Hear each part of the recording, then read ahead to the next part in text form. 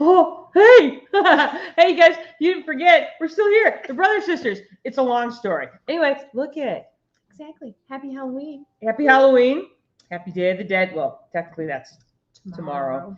But yeah, you guys, the brothers sisters coming at you live from Kalamazoo, Michigan. I know, right? Brothers sisters together. Woo! That's right, you guys. We've been gone for a long time because I had to move from Wisconsin to Kalamazoo, so that has officially happened. I'm officially Kalamazoo. I even got my driver's license this week, for real. So yeah. So now, you guys, when we come at you, we can come at you together. I know. And so this is an important holiday. A, because it's just a cool holiday, and B, because it was my birthday yesterday, which automatically makes this better. So yeah, that's what's happening. So here we are on a Sunday. It is Halloween, and which also means it is the what is so like as far as like official, it's All Hallows Eve. And then like if you're a Catholic, then it's like All Saints Day tomorrow. No, All Souls Day, All Saints Day. I can't remember. They go back or forth. Yeah, Usually, I think we were raised as All Saints Day. Right. All Souls Day was kind of like more old fashioned. Yes. And then, of course, in Mexico, it is Dia de Muertos. I don't know if I said that right. I think you did. Okay, good. Yay. So anyway, yeah, that's what we're celebrating today because it's cool and it's awesome. And like for me, I didn't really have a lot of information about it other than what I got from the movie Coco. So, which is a great place to start when you're talking about that sort of thing. So anyway, Anne, though, is the recent relative expert of this, as you can see from her statuette here. And her hat. I don't know if you guys can see that hat. It's amazing. That's right. So we thought we'd come at you talking about this today. And our grand debut. We'll be coming back more regularly now that I'm starting to settle in to stuff in the house. But yeah, that was work.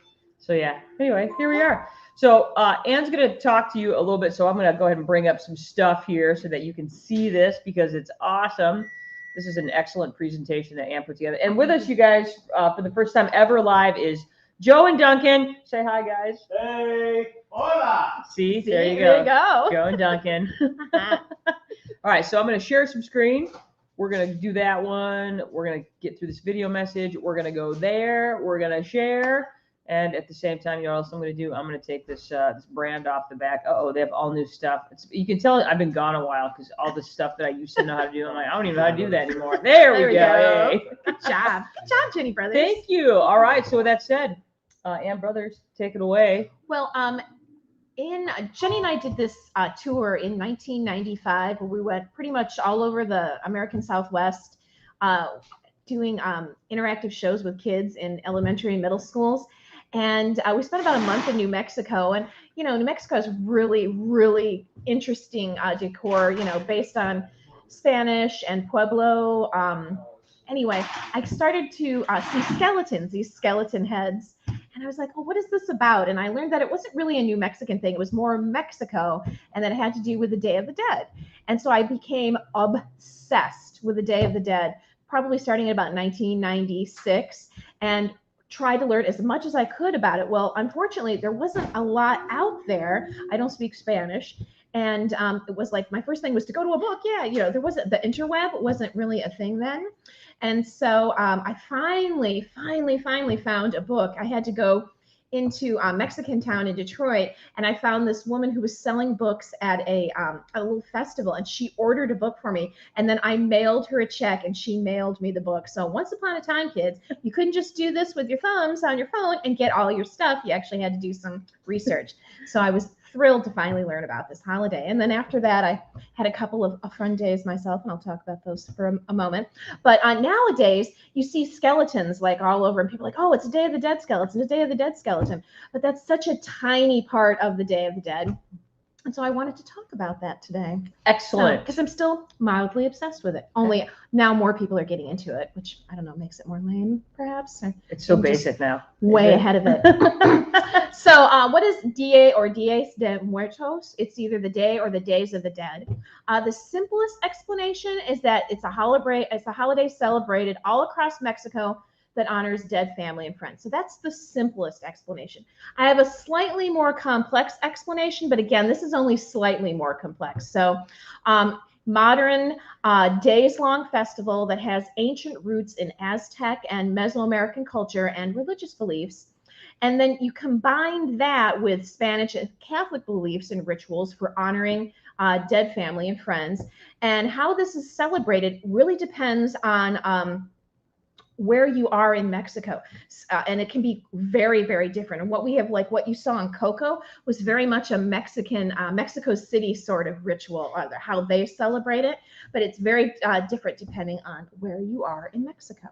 I didn't know that. Yeah, a lot of people don't. They're just like, oh, it's skeletons, right? So let's start with the Aztecs, because this is what we know now is kind of based on what we've been able to glean from the Aztecs. So we'll start with their calendar. They had an 18-month calendar. They had 20 days in each month, and then they had 5 useless days at the end of the calendar, and this was considered times of danger and misfortune. So you didn't want to be born during these 5 days or really make any major decisions, because this was not a good time. But yeah, so they had this 18-month calendar, and what we think of now as kind of Day of the Dead celebrations were based on 2 different festivals that took place in the 9th and the 10th month of that calendar. So the Aztecs were big on festivals. They had one probably at least once a month celebrating a god. The gods they were the bomb. So everything had to do with them. Every part of your life had to do with honoring them, because you owed them a debt, because you were alive and there was life, that we knew of. So that was the debt that you owed them. So you had to constantly be keeping them, up front of your life. And they had all these awesome festivals to go with it. Every god had a cult, you could say. So that was like a group of people who were really into that god.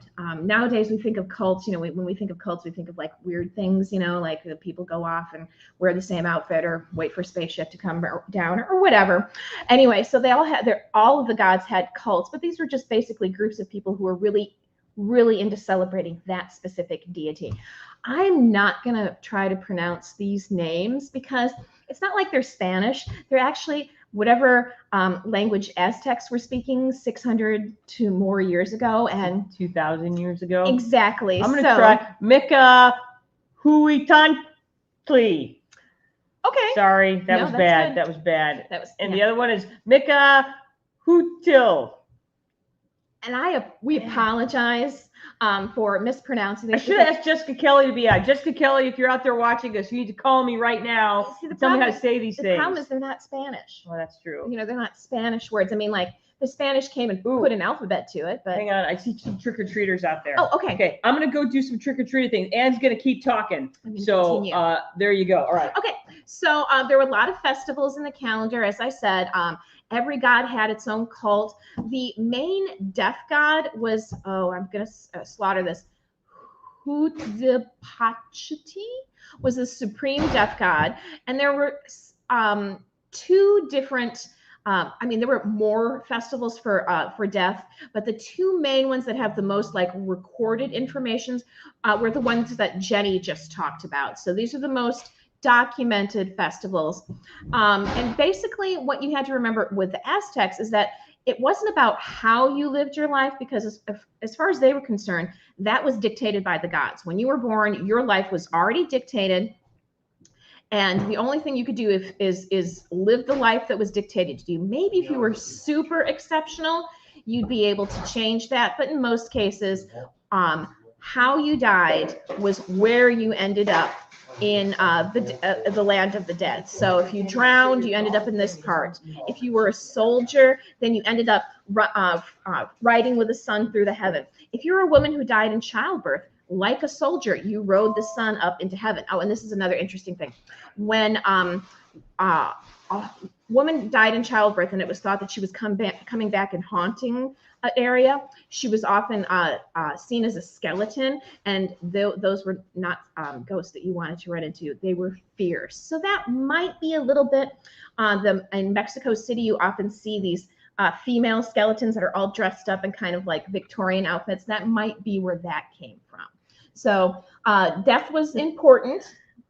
And hi, Kitty. And Betty wanted to be in the show today. And we had 2 major death festivals. So where do we go to the next screen? Oh, right now, I got you. Thank you. Yep. So there were two major festivals, and the Aztecs believe it took you 4 years to travel through the land of the dead to find your specific spot where you should be. So that when you died, they buried you with the provisions that you would need to make this journey. And there are two festivals. They had Little Festival of the Dead and the Great Feast of the Dead. So the Little Festival of the Dead was a feast for children that had died.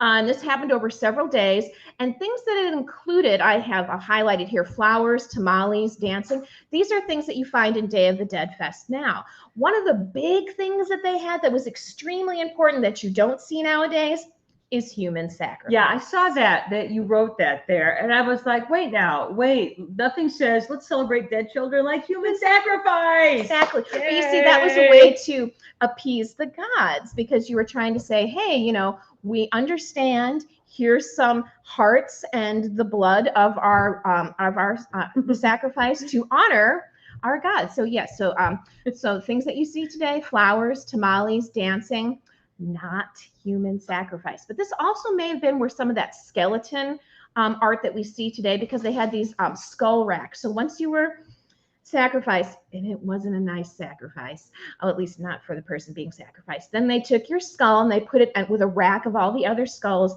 of their people who were sacrificed. So that might have been where that comes from as well. Now, the Greater Feast of the Dead, this was a feast for adults that had died, and it happened over several days. And again, things that you might see today, like paper decorations, dancing, paper costumes, incense, eating foods made into shapes. These were all things that happened during this festival, and these are things that you see now in the Day of the Dead festivals. Amaranth dough. This was fascinating. This was 80% of the calorie energy that was in the Aztec diet was from this amaranth seed, which we often call pigweed. So it's like this weed that grows, and it's like, I'm like, oh man, if there's ever a zombie apocalypse and we've survived and I have to start growing things to feed people, I'm gonna plant this, because it's really versatile. It probably would grow here well in Michigan. And probably, I mean, 80% of your food calories, that's amazing. That's a lot. Yeah, so that paleo diet thing, that wasn't paleo at all. Well, yeah, I'm not going to say anything about that. We'll talk about that some other time. Okay, good. All right, so anyway, so we have this Aztec influence for Day of the Dead. So how did the Spanish get involved? Well, that started with the Spanish conquest starting in 1519 with Hernan Cortez. Yeah, what a jerk. Yeah, he kind of was. He was not, there's lots of documentation that says he wasn't a good person, but he was extremely devout. So the whole idea was that, and then the first Catholic missionaries came in 1522, and they were actually 3 Flemish monks who came to start spreading the Christian, specifically Catholic faith. And then more monks came. A lot of them Franciscans came, and despite the fact that Mexico is still a majority Catholic country, there's a lot of traditions, early Native groups that were incorporated in Catholic feasts and holidays, like All Souls or All Saints Day. So what the and this wasn't like something they figured out really quickly, but what they learned over decades, hundreds of years, was that there were certain aspects of early Mesoamerican culture that they just could not get rid of. So it was one of them was, hey, let's, instead of trying to beat them, let's join them. So they incorporated a lot of things, Catholic ceremonies into these death rituals to try to make it more Christian and less heathenistic, which was what they would have said. They would have said a lot more brutal things. But yeah, so it was this big tug of war for many years, trying to get them to be all Catholic, European Catholic. It just wasn't going to happen. So now you have this really interesting mix. And of course, the Spanish, I mean, we all have our death rituals. And the Spanish had quite a few of themselves. So a lot of them almost matched up. So it was, which they weren't happy about either, because they thought, this is the one true faith. Everything is original. And these heathens are doing this stuff that's almost like ours. Yeah, it was kind of it was embarrassing. It was totally embarrassing. Instead of wearing the same dress, they were like, oh, we're going to bury our dead the same way. What? Exactly. Except of course, I would argue that they did have human sacrifice, but they didn't call it human sacrifice. Okay. Yeah. So how is the Dia de Muertos celebrated? And the answer to that depends, again, on where you are in Mexico and if you have loved ones who are being honored. So this festival takes place November 1st and November 2nd. So tomorrow and Tuesday will be the Day of the Dead. Sometimes on October 31st, it's also celebrated, but that's usually only if you have a child that has died. So that's the only time that's usually used, is the 31st. I did not know that. Yes. If you have a loved one, and if you have a loved one and you live in an urban area, then you're going to construct an ofrende, or an offering. And what you would do is usually a table or a stage is built, and then it's decorated with paper cuttings and flowers and sugar skulls and candles and pictures and mementos of the loved ones. Spicy, strong foods are set on the altar, along with pan de muerto, which is bread shaped like a person. Drinks, sometimes, it's like cocoa or coffee or alcoholic beverages, tobacco if the person was a smoker, everything else that the loved one enjoyed. So if they played an instrument, or they like to read, or whatever, you'd also place that on the altar as well. And then people are invited to the feast. So what you would do is you would sprinkle marigold petals out the door, so that the dead know how to come into the house and how to leave the house. And then it kind of also signals to people that, hey, we have an ofrende here celebrating a loved one who's died in the past year, maybe in the past couple of years. Come, remember them, tell your stories, enjoy this food that we've made, enjoy the drink. We'll have some music, and it comes this party, but it's kind of this, this bittersweet party where you're it's kind of like a wake, but it won't be the same as like right after the funeral. It may be taking place a month, years after the person has died. Cool. So not only are you inviting other people in, but you're inviting your dead relatives. So they believe on this day, dead relatives and friends come back to spend time with you and enjoy these things. So you want to make it really special for the person who has passed on, so they will come back and spend time with you. And isn't that what we really want when somebody we love dies? We want to be able to spend more time with them. So this is a way to do that. So now, if you are not living in an urban area and you have a loved one that dies, it's very possible that you'll still build an ofrende, but there won't be any skulls or skeletons. Probably no, there might be some bread still shaped like a person, but none of the skulls or skeletons that we see so popularized now will be part of the feast. Now, it may have stuck in the past couple of years because it's so popular, but this was not part of the feast. Now, a lot of times too, this feast will take place at the grave site. So you may take all of your ofrende and all of these things, you march through town almost like a parade. There's dancing and festivals. You may even have a Catholic priest come and bless the ofrende. And this can happen both in urban and rural areas, but the Catholic priest is involved in the parade. And again, everybody goes to the cemetery, and you set up this beautiful meal, and you sit down and you eat with your dead relatives or your dead friends and family, and then other people join you, and it's this big festival just taking place in the cemetery. So it's a little bit different. Now, when you see like video nowadays, like in Mexico City, it almost looks like a Mardi Gras sort of event. I mean, it's this really dramatic, stylized events with lots of costumes. You would not see that in rural areas. It's much more of a sedate sort of joyous occasion, but much more sedate. So what you see like in Mexico City now is like, that's really, really, really extravagant, but you wouldn't see that in most places. Interesting. So what can you expect on the ofrende? So like I said, this is kind of a picture of some of the friends. Some of those are very simple. Of course, there's pictures of the loved one. There's food and bread. Often you pick very spicy food or strong food because it's believed that the stronger and spicier, more aromatic the food is, the more likely the dead can savor it and taste it. Cool. So it's often very spicy or, like tequila or other, alcohol, something very strong. And notice the flowers, lots of marigolds and coxcombs. They're a big red bushy flower that are gorgeous. Paper, you see the paper cutouts, lots of candles, incense. There's usually layers, almost looking like an altar. Interesting. And like I said, flowers, candles, paper flags, incense, photos. These are all things that are not required to be on your ofrende, but are very common to see on them. So I see. Yes. I do. Honestly, I see them. And then, of course, the food. Oh, so much good food. Tamales. And the thing is that the tamales we have nowadays would not be the same tamales that they had were the Aztecs. Like I said, that was probably amaranth, which is really that you can make a paste out of like corn, but you would probably see more amaranth than corn. Not that you wouldn't see it, but here's some of the bread. You can see some of the bread And shapes. French pink. And of course, you know, you have like like cocoa, or you'd have horchata or tequila, all kinds of good foods that you would want to eat, foods that you know your loved ones enjoyed, foods that you know that people that are visiting you would love. So it's time to eat, and there's lots of good eating, because who doesn't love to eat? If you don't, I do. I'm suspect of. So there you go. And of course, skeletons and skulls. Again, this is going to be an urban thing, so you might see them on the altar. You might see them around the altar. You might see a big, huge skeleton puppet in a parade. You might see people dressed as skeletons. Sometimes they're made of sugar. They're not very good. They're really cool looking, but they're not very tasty.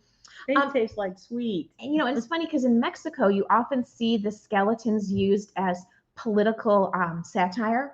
So you'll see like leaders, political leaders and church leaders that are made into skeletons and then dressed like them. So it's this whole idea that, yeah, you may be powerful, but you're going to die too. So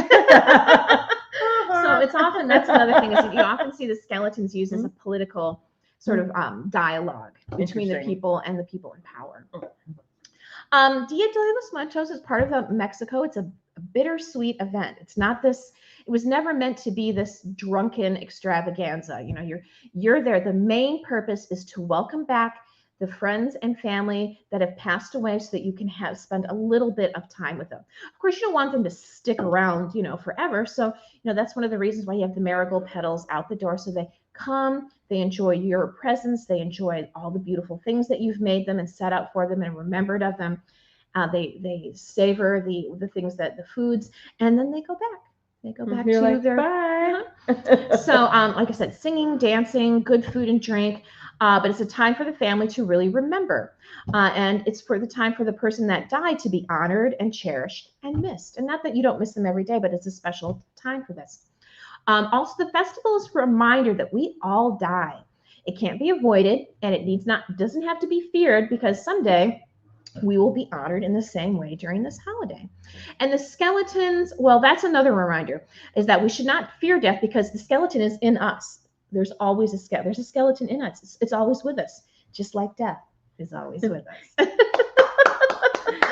Good job, man, brothers. Thank you. So it's a very complex event, Crushed that death. I know, right? And it's not like here in it's very children-centered holiday. Right. Well, at least we say it is. Okay, so this is the book, The Skeleton at the Feast. This is the book I bought in 1996. So the lady that sold it to me, thank you very much. I have gone back to it a number of times to refamiliarize myself. So this is a great book, and you can find it in English. I had two other books. I have not read them. The Days of the Dead, and then Day of the Dead in Mexico. I have to tell you, though, none of these books are in print, so you're going to have to find them used, which is a lot easier than it used to be. So this is the one I've been. And if you just want like a starter, and you haven't seen Coco, it's a darling movie. It's really cute. It's sweet. It kind of gives, really what it does more than anything is it gives the idea of how important it is to, remember your loved ones.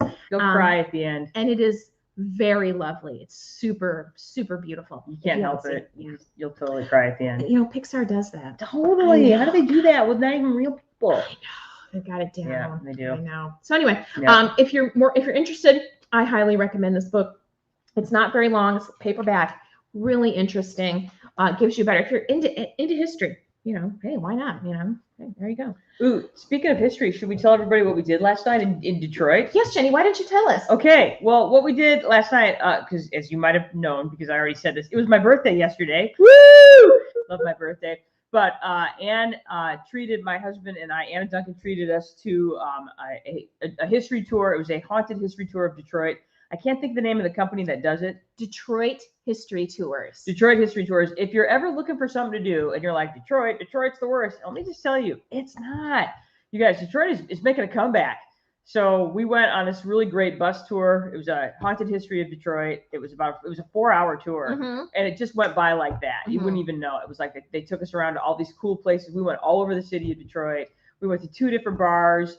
There was food and drink available. It was really, the woman that runs this company does a fantastic job. We went on a boat tour up the Detroit River and back, a stargazing tour in September, which was amazing. And this was just as good. So if you're looking for something that's really interesting, fun, because what else would you do on the Saturday before Halloween while everybody else is like wearing their slutty costumes to get drunk in? We were with the other nerds on a history tour. And can we put that on our page so that people can like? Yeah, we will tell. So what we'll do is we will put the information if you're interested. And they do all kinds of different tours throughout the year. And they are the woman that runs this. Her name is Bailey. Her name is Bailey. The woman is not only is she just incredibly knowledgeable, the woman she's hooked up when it comes to knowing people in Detroit. Oh, and she was raised in Detroit. She was raised in Detroit. When it wasn't cool. It's her town. And that's one of the cool things is that she's sort of got an end to all of these really cool places that maybe other tours or whatever wouldn't be able to do. So if you're looking for something to do, Detroit history tours, and we're going to do that real quick. And just tell you guys that was really totes fun. It was, as the cool kids like to say. And I've done like 4. We did a Detroit food tour. Hilarious. I thought it was going to be like a little tasting thing. I had 4 dinners that night. That's very Michigan. Yes, totally. And we did this when we did the haunted tour. Yep. And as Jenny was saying, we did a stargazing tour on a masted ship, and then you can. They also have a club. It's called the Detroit History Club. It's $5 to join, and then you get to go like you can do. They have like interviews and they have readings. And one time, and a couple years ago, they had pre-COVID, they had a ball at it was a prohibition ball at the Detroit Yacht Club. Nice. And it was so awesome. We dressed up, we danced. It's a great company. Detroit History Tours. You should go to there. They're doing a couple walking tours in November on the architecture of Detroit, which is fascinating. Yeah, that was one of the things I would have liked, because we went in the evening. We did a 7 to 11 tour, but honestly, it would be super cool just to go in the day because Detroit's an old city, of course, founded in 1701, but just architecturally, it's still really a fascinating city. And this, you think about that. There was a time in Detroit's history when it was literally part of the foundational of the economy of this country. When you look at the auto industry.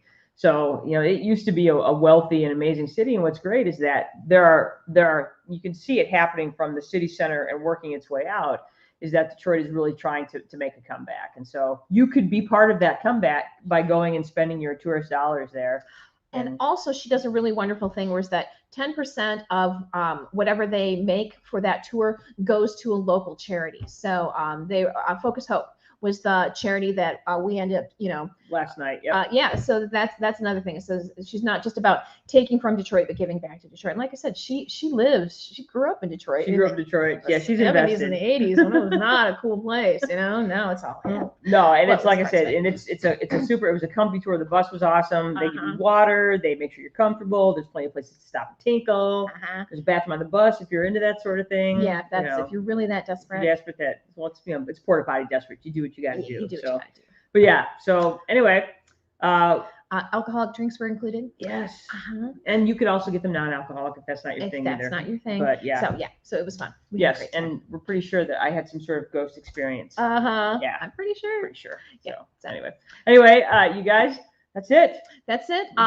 Tomorrow, a happy Day of the Dead. Yes. If you have a loved one that you want to give a little shout out to tomorrow will be a special day to do it. Maybe have a little spicy, interesting food. Maybe something that they liked. Maybe do that, or like, oh, I know they liked this. I'm gonna have a drink in their name, or I know they liked this food, so maybe I'm gonna have that tomorrow, or maybe I'm gonna go do whatever they like to do. Oh, they used to knit a scarf. Maybe I'm gonna start knitting. Whatever, just do something tomorrow for that loved one that in your life that you had lost. And tomorrow's a special day to think about that. So, agreed. There you go. So, all right.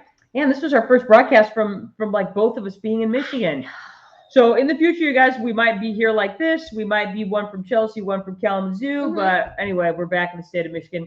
And, we might be live doing action-packed events right here in Michigan or Indiana or some other local fun place. But anyway, just want to let you know we're back. We're better than ever.